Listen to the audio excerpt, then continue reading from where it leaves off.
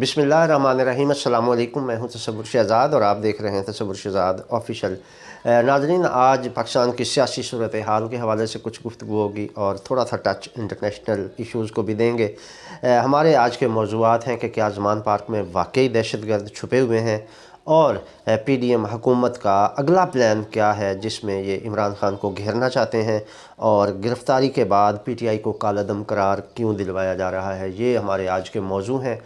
इस पर तफसील के साथ गुफ्तगू होगी। अगर आपने हमारा चैनल सब्सक्राइब नहीं किया तो सब्सक्राइब कर लीजिए, बेल आइकन का बटन दबा दीजिए और कमेंट सेक्शन में अपनी राय से ज़रूर नवाजिएगा। नाज़रीन, इमरान खान की गिरफ़्तारी का प्लान बुरी तरह नाकाम हो चुका है। हुकूमत ने इस हवाले से फ़ुल तैयारी कर रखी थी कि इमरान खान जब अदालत में पेश होंगे इस्लामाबाद और वहीं उनको गिरफ़्तार कर लिया जाएगा। इस हवाले से अदालत के पिछली साइड पर बख्तरबंद गाड़ी भी लाकर खड़ी कर दी गई। आप इस तस्वीर में देख सकते हैं कि वो बख्तरबंद गाड़ी वहाँ मौजूद है। और इसके बाद उनका ये प्लान था कि जो ही इमरान खान पेश होकर बाहर निकलेंगे, पुलिस एहलकार उन्हें उठाएंगे और बख्तरबंद गाड़ी में डालकर उन्हें जेल में मुंतकिल कर दिया जाएगा। लेकिन पिंडी और इस्लामाबाद के गयूर टाइगर्स ने इस मामले में वाकई किरदार अदा किया और हज़ारों की तादाद में लोग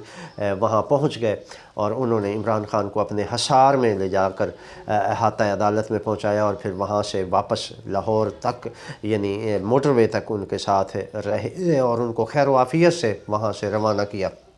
नाज़रीन, अवाम के इस जम्मे गफ़ीर की वजह से वहाँ की पुलिस ने इमरान खान को गिरफ़्तार करने से इनकार कर दिया था। यहाँ भी हमारे ज़राए ने कुछ इतलात दी हैं कि उस वक्त कुछ वो ख़ास अफसरान जो इमरान खान के मुखालिफ हैं वो भी वहाँ सिविल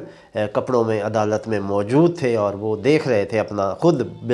अपना बिलमुशाफ़ा इस चीज़ का जायज़ा लेने के लिए वो वहाँ मौजूद थे। लेकिन वो भी हैरान रह गए कि इतने बड़े अवाम और इतनी तादाद में गैर मुतवक्के तौर पर लोग वहाँ जमा हुए और उनके सारा प्लान जो है उनके सारे प्लान चौपट हो गए। नाज़रीन, ये तहरीक इंसाफ के ख़िलाफ़ एक साजिश थी। अब जब ये प्लान इनका नाकाम हुआ है गिरफ़्तारी का, तो अब प्लान बी पर अमल शुरू हो गया है और प्लान बी ये है कि पाकिस्तान तहरीक इंसाफ को कालादम करार दिलवा दिया जाए। इसके लिए इलेक्शन कमीशन और हुकूमत के दरमियान कुछ मुशावरत की इतलात हैं और कहा जा रहा है कि इलेक्शन कमीशन को बाकायदा तौर पर इस किस्म के सबूत फराहम किए जाएंगे जिनकी बुनियाद पर इलेक्शन कमीशन फौरी तौर पर पाकिस्तान तहरीक इंसाफ को बैन कर देगा। नाज़रीन, ये सबूत क्या होंगे, इसके हवाले से अभी से काम शुरू है और कहते हैं कि जो प्लानिंग करते हैं वो बैक वक्त दो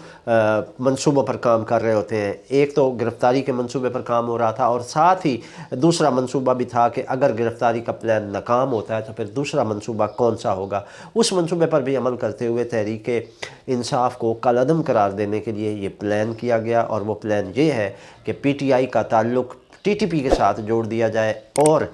दीगर कालादम जमातों के कुछ कारिंदे ज़मान पार्क से गिरफ़्तार कर लिए जाएं और फिर उनको बुनियाद बनाकर उनके बयानात को बुनियाद बनाकर इलेक्शन कमीशन में PTI के ख़िलाफ़ पटिशन दायर कर दी जाए और फिर इलेक्शन कमीशन PTI को कालादम जमात करार दे दे। नाज़रीन, इस हवाले से पिछले दिनों सोशल मीडिया पर एक ख़त वायरल हुआ था जो TTP की जानिब से जारी किया गया था और कहा गया था कि इमरान खान के साथ हैं, हम इमरान खान के हामी हैं, लिहाजा इमरान खान के जलसों पर हमले नहीं होंगे और इस किस्म की कुछ उसकी तहरीरें थी जिससे उनका टोटली झुकाव PTI की जानिब दिखाया गया। नाज़रीन, ये वो लेटर था जो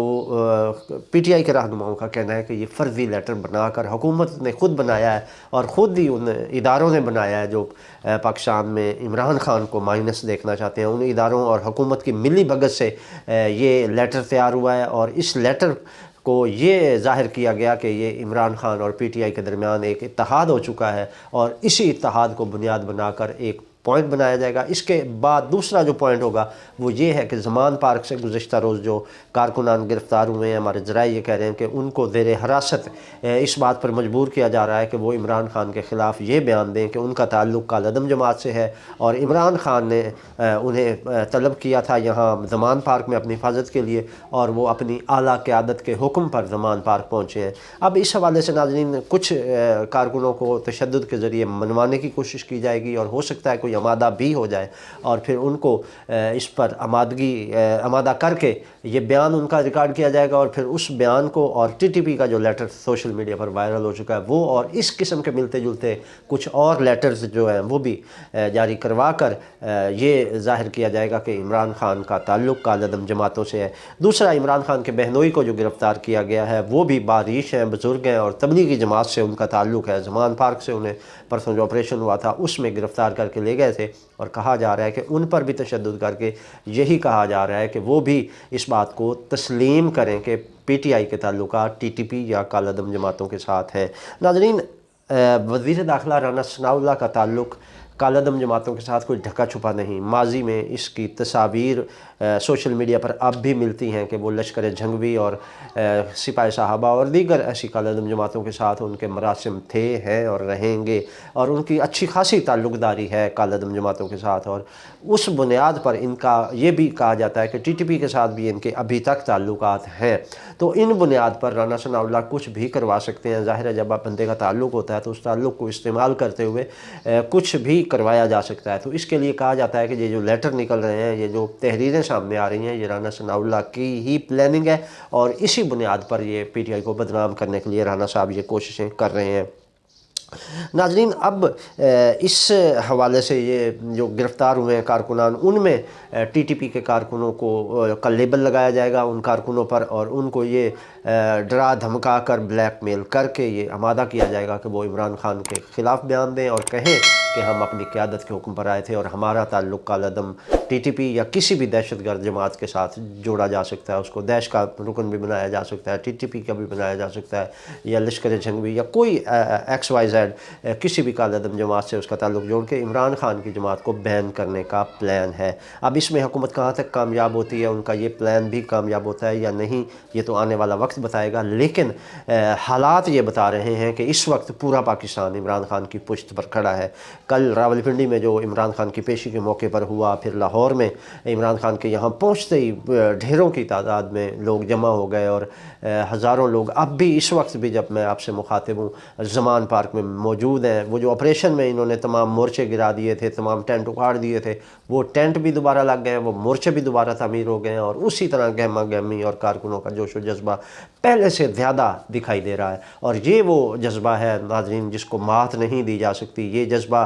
بریانیوں سے نہیں پیدا کیا جا سکتا، بلکہ یہ عوام کے اندر کی آواز ہوتی ہے، یہ لوگوں کی اپنی رائے ہے، لوگوں کے ضمیر کی آواز ہے کہ وہ آج خان کے ساتھ کھڑے ہیں، اور وہ سمجھتے ہیں کہ عمران خان ہی پاکستان کو مسائل سے نجات دے سکتا ہے، پاکستان کو بحرانوں سے نجات دلا سکتا ہے۔ ناظرین، پچھلا دور ہم سب دیکھ چکے ہیں، اور ماضی میں ایسا ہوتا آ رہا ہے کہ ہمارے بزرگ ٹریپ ہوتے تھے، وہ ان کی باتوں میں آ جاتے تھے، لیکن اب سوشل میڈیا کا دور ہے، آپ کا جھوٹ اب سچ نہیں بن سکتا، بلکہ آپ کا جھوٹ فوری پکڑا جاتا ہے۔ اور اس میں آپ دیکھیں کہ ان کا